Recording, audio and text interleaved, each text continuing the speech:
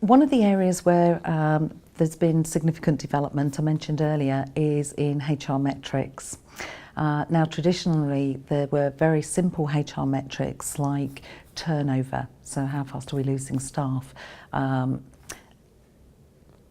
gender consideration, maybe age. Those type of statistics are now, because we've moved on with diversity and inclusion and other legislation that's come in, those types of statistics are no longer captured. So HR metrics moved from very simple how many type measurements to a much broader range, particularly in workforce analytics, that were really based around cost, quality, quantity still, but those were how long is it taking me to hire somebody rather than just how many have I hired. The other aspect, for example, in quality, what is the quality of my hire?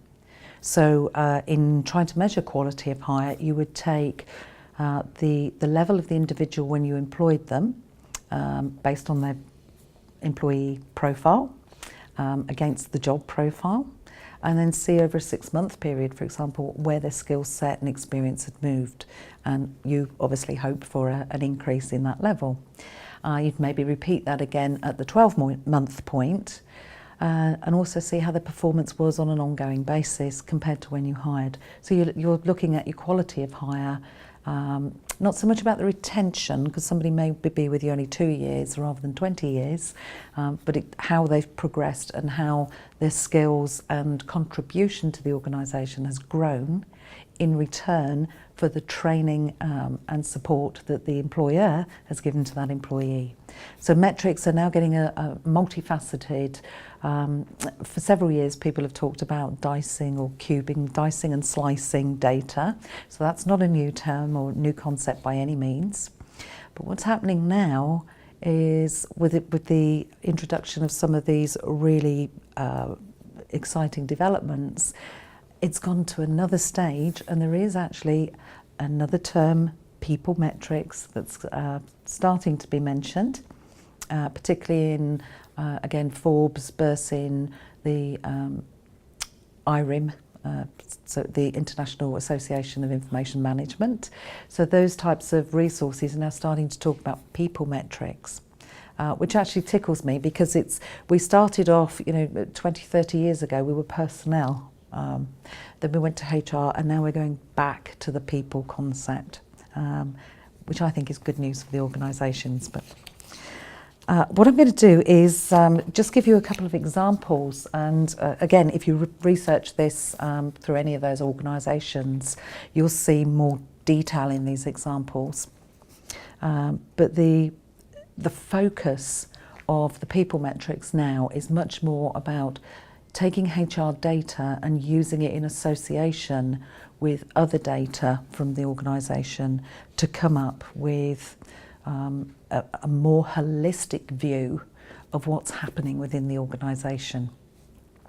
So, for example, traditional HR data that we've collected would be recruitment, workforce planning, who have we got where are we going to have gaps, who do we need to do succession planning for in the key roles, what's a hard to recruit for role, compensation and benefits. So are we paying our people the going rate, or are we losing people because we're not paying them enough, or the benefits aren't attractive enough to get them there in the first place? Performance management, have we got the right people doing the right job at the right level? And again, engagement and assessment.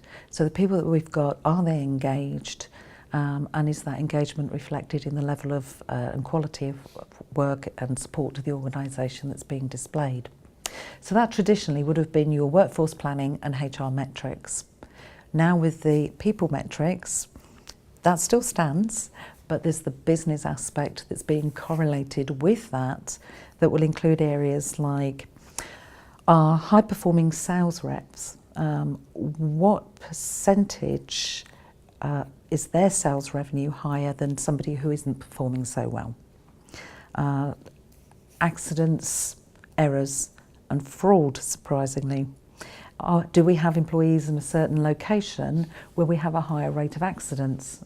And of course that can then be used to actually do something. So it's predictive, well, it's based on fact, but then it becomes predictive because you can say, okay, if we increase the number of people in that area, we may also be increasing our accident rates.